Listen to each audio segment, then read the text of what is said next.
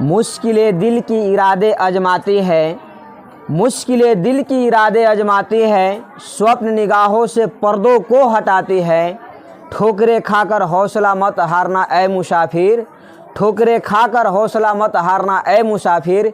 ये ठोकरें तो इंसान को चलना सिखलाती है। किसी भी समीकरण को ग्राफीय विधि से हल करना बहुत ही आसान है, बशर्ते कि आप एक बार बेसिक पॉइंट को समझ जाए।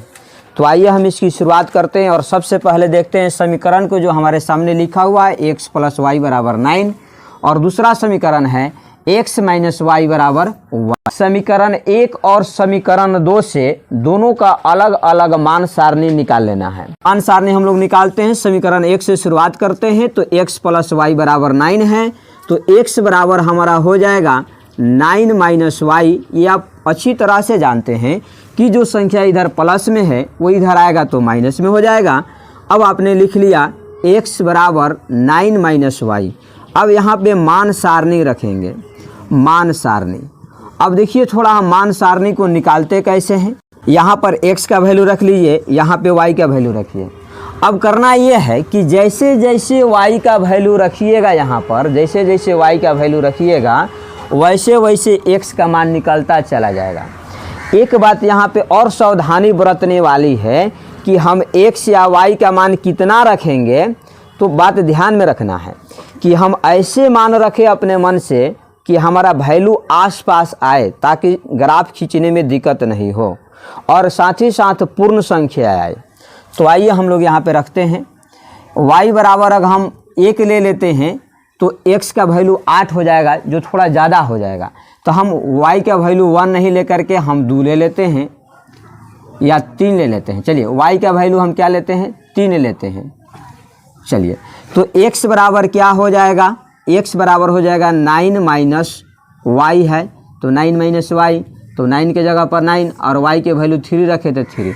अब 9 में से 3 घटाइएगा तो 6 हो जाएगा। इसका मतलब है y का मान आपने 3 रखा, y का मान आपने 3 रखा तो x का मान 6 आया। तो y के जगह पर 3 रखिए वैल्यू इसका, x के वैल्यू आया 6, तो इसको रख लीजिए। अब इसको जो करना है वो रफ में करना है, आपको ग्राफ के कॉपी पर करना नहीं है। वहाँ पर जो वैल्यू दिया वहाँ पे रफ में करना है, ठीक है। अब y बराबर यदि आप 4 रखते हैं तो x बराबर आपका हो जाएगा 9 - 4 = 5। चलिए तो y बराबर आपने 4 रखा तो x के वैल्यू 5 आया। y बराबर अगर आप 5 रखते हैं तो x बराबर देखिए कितना होगा, 9 - 5 = 4 हो जाएगा। चलिए तो y का वैल्यू आपने 5 रखा तो x का वैल्यू 4 आया, x के वैल्यू 4 आया। एक और मान रख लीजिए, y का वैल्यू आपने कितना रखा, 6 रख लीजिए। तो x बराबर आपका क्या हो जाएगा, 9 - 6 = 3। y का वैल्यू आपने 6 रखा तो x का वैल्यू आपका 3 आया। इस तरह से आपने मान सारणी 1 निकाल ली है। अब मान सारणी दूसरे को निकालते हैं, उसको देखते हैं। समीकरण 2 से जो शुरुआत किए हैं, ये कह रहा है x - y = 1 है, तो x बराबर हम लिख सकते हैं 1 + y, 1 + y लिख लिए। अब मान सारणी यहाँ पे रख लीजिए, मान सारणी आपको रख लेना है इत्मीनान से। चलिए मान सारणी रखिए। x बराबर कह रहा है 1 + y, जैसे जैसे y का वैल्यू रखिएगा वैसे वैसे x का वैल्यू निकलते चला जाएगा। आइए y बराबर हम 1 रखते हैं तो x बराबर हो जाएगा 1 + 1 = 2। y बराबर यदि हम 2 रखते हैं तो x बराबर हो जाएगा 1 + 2 = 3। चलिए 2 वैल्यू आपने रखा। y बराबर यदि आप 3 रखते हैं तो x बराबर हो जाएगा 1 + 3 = 4। y बराबर यदि आप 4 रखते हैं तो x बराबर हो जाएगा 1 + 4 = 5। आपने देखा कि y के वैल्यू 1 रखे थे तो x का वैल्यू 2 आया, y का वैल्यू 2 रखे थे तो x का वैल्यू 3 आया, तो 3 रखे।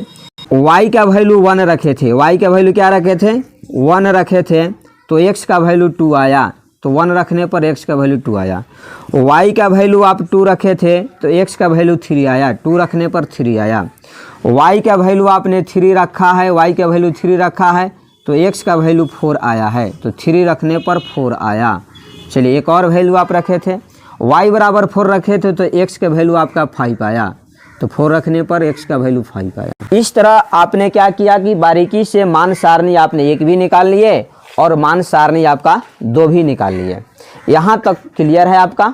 अब आइए इस मान सारणी को ग्राफ पर कैसे निरूपित करते हैं उसको देखते हैं। इसको जो है अपने ग्राफ की कॉपी पर स्केल और पेंसिल की सहायता से, जहाँ पे ग्राफ का फिगर दिया हुआ है वहाँ पर जो बीचों बीच वाला लाइन है उसको हाईलाइट करना है, और साथ ही साथ ये वाला जो बीचों बीच वाला लाइन है उसको भी हाईलाइट करना है।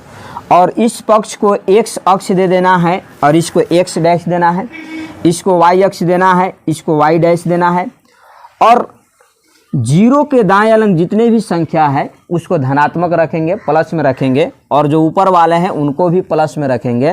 लेकिन जैसे ही इसके बाएं साइड में है सबको हम माइनस में रखेंगे और नीचे वाले को भी माइनस में रखेंगे। इस तरह से आप एक डायग्राम तैयार किए। अब देखिएगा, अब मान सारणी को यहाँ पर ले आकर के रखना है।